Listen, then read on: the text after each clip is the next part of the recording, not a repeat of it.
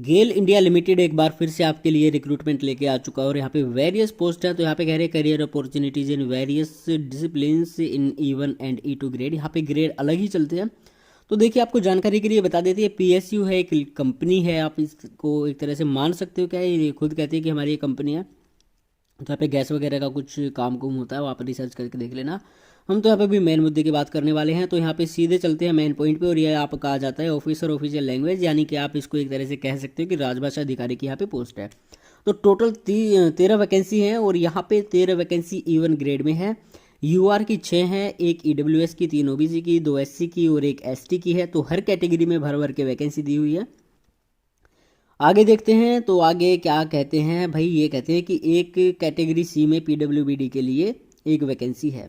तो category C में अपना देख लेना कौन सी कैटेगरी आती है। आगे चलते हैं, तो अब देख लेते हैं इसके लिए एलिजिबिलिटी क्या होने वाली है।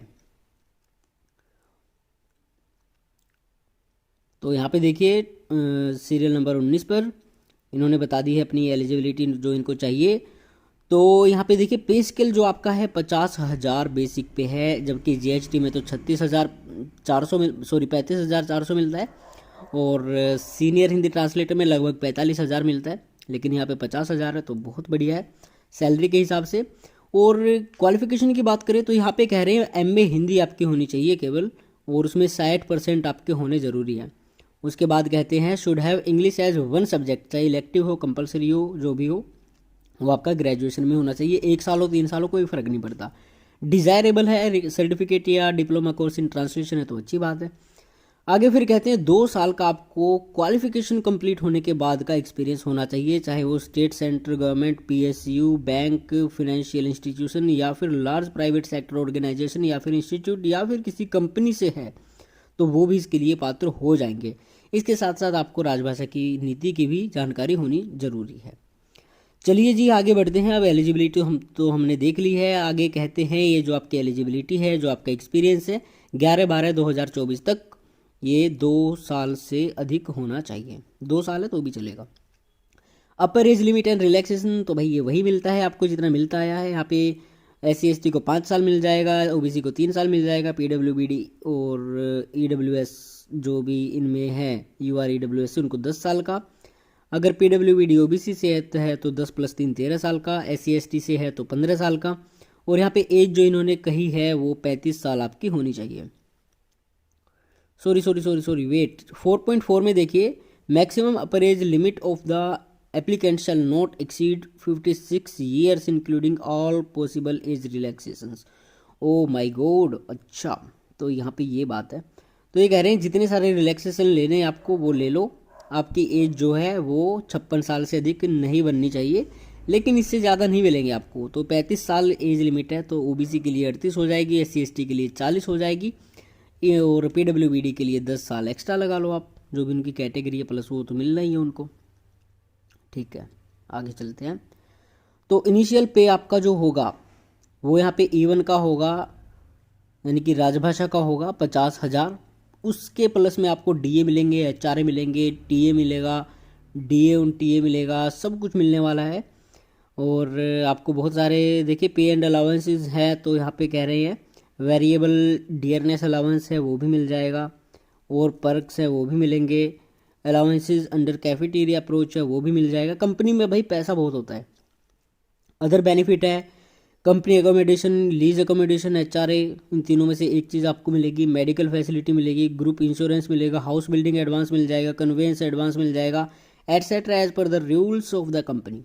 ठीक है, आगे सुपर एनुएशन बेनिफिट्स है, तो ये बहुत बड़ी चीज़ है, बहुत बाद की चीज़ है, तो लास्ट आ जाता है।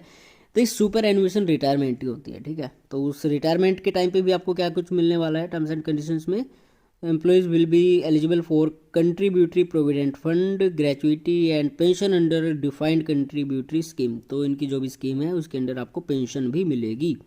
Further post retirement medical benefit मिल जाएंगे आपको, और भी बहुत सारी चीज़ें हैं। और ये कहते हैं will be extended to those who superannuate from GAIL after rendering a minimum 15 year service of continuous service. तो 15 साल की कंटिन्यूस सर्विस अगर आपकी गेल में है और तब आप रिटायर होते हो, तो यहाँ पे पोस्ट रिटायरमेंट मेडिकल बेनिफिट तभी मिलेंगे। ठीक है, आगे फिर कहते हैं all the above benefits will be governed by the policy. ठीक है, आगे प्लेसमेंट है तो ऑल इंडिया में कहीं पे भी हो सकता है, लेकिन गेल में ही होगी। एप्लीकेशन फ़ीस बहुत ही कम है जिस हिसाब से इनकी सैलरी है। तो एप्लीकेशन फ़ीस केवल 200 रुपये है, और वो UR OBC EWS इन सब के लिए है। अगर कोई SC ST PWBD से है तो उनको फ़ीस पे नहीं करनी है। जी हाँ, लड़कियों के लिए भी सेम अप्लाई होता है। अगर वो UR EWS OBC में आते हैं तो उनको भी फ़ीस देनी पड़ेगी। आगे चलते हैं, अब आती है कैसे अप्लाई करना है। जो कैंडिडेट्स पहली बार अप्लाई कर रहे हैं ये उनके लिए हो सकता है, बाकी अगर आपको आता है तो कोई दिक्कत ही नहीं है। सिलेक्शन प्रोसेस कहते हैं कि ग्रुप डिस्कशन या फिर interview before the selection committee for all the post except of the following. तो फॉलोइंग को छोड़ के ग्रुप डिस्कशन वगैरह होगा, तो GD इसमें नहीं होने वाला है, अच्छी बात है। तो सिलेक्शन प्रोसेस कैसे होगा ऑफिसर ऑफिशियल लैंग्वेज का, ये कह रहे हैं स्किल टेस्ट होगा, English to Hindi translation and vice versa, और उसके बाद में इंटरव्यू होगा बिफोर द सिलेक्शन कमेटी। तो सिलेक्शन कमेटी से पहले नहीं, सिलेक्शन कमेटी के सामने होगा।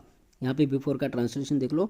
तो ये कह रहे हैं सिलेक्शन प्रोसेस में टेस्ट होने वाला है आपका, जिसमें ट्रांसलेशन ही आएगा और इंटरव्यू होगा उसके बाद में। सिलेक्शन प्रोसेस तो बढ़िया है इनका। सिलेबस इन्होंने दिया हुआ है नहीं, लेकिन आपको दिखाएंगे, वो कैसे दिखाएंगे वो भी बताते हैं।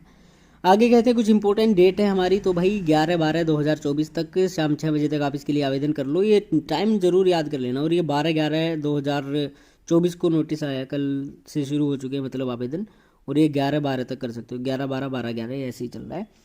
और उसके बाद कुछ इंपॉर्टेंट इंस्ट्रक्शन है, लेकिन अब सीधे पॉइंट पे आते हैं। तो ये कहते हैं जूनियर सुपरिंटेंडेंट ऑफिशियल लैंग्वेज। ये इन्होंने देखो भाई, राजभाषा का इन्होंने कोई मुझे सिलेबस मिला नहीं है ऑफिशियल लैंग्वेज का, लेकिन यहाँ पे जूनियर सुपरिंटेंडेंट की एक वैकेंसी आई थी तो उसका सिलेबस यहाँ पे है। तो देखो पार्ट 1 में आता है आपका, और ये CBT का वो है, मतलब एक ही होगा जहाँ तक है, एक ही टेस्ट होने वाला है। तो ऑफिशियल लैंग्वेज का ही आएगा सारा, राजभाषा 1976 जो भी है 1963।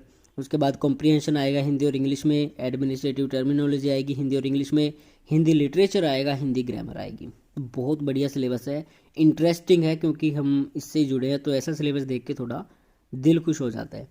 इसके बाद पार्ट 2 की बात करें तो यहाँ पे general aptitude test, wow, general knowledge, logical reasoning, current affairs, visual reasoning, English comprehension and mathematics. भाई ये सब देख के तो थोड़ा ये लगता है कि ये कुछ ज़्यादा ही है, लेकिन इसके लिए क्या सिलेबस होगा मुझे लगता है सिमिलर सा ही रहने वाला है। बस इनको ज़रूरत है तो भाई वो PDF अपलोड करने की है। तो वैसे इन्होंने अब तक कोई सिलेबस अपनी ओर से इस रिक्रूटमेंट की इस पोस्ट के लिए बताया नहीं है, लेकिन जो प्रीवियस रिक्रूटमेंट आई थी, रिसेंटली ही आई थी, तो जो जूनियर सुपरिंटेंडेंट का मैं आपको बता रहा हूँ। तो गेल में अच्छी अपॉर्चुनिटी है, अगर आप कहीं पे वर्किंग है उनके लिए भी ये है कि हम इसके लिए अप्लाई करें या ना करें, इसकी तैयारी करें या ना करें। अगर आपको अच्छी सैलरी नहीं मिल रही है, या कहीं पे आप जूनियर ट्रांसलेटर हो या फिर सीनियर ट्रांसलेटर हो लेकिन डिपार्टमेंट अच्छा नहीं है, तो आप इसको एक बार ट्राई ज़रूर दे सकते हो। बाकी और तो क्या ही कह सकते हैं, और सारे जो इम्पोर्टेंट हमारे पॉइंट्स थे वो सारे हमने डिस्कस इसमें कर लिए हैं वीडियो में। बाकी फिर ऐसी कोई अपडेट रहती है तो वो भी हम आपको ज़रूर बताएंगे। अगली जो रिक्रूटमेंट है RRB GHT की होने वाली है, नो डाउट नवंबर में बहुत बहुत संभावना है कि नोटिस आपका आने ही वाला है। तो देखते हैं कब आता है, जब भी आता है आपको ज़रूर बता दिया जाएगा।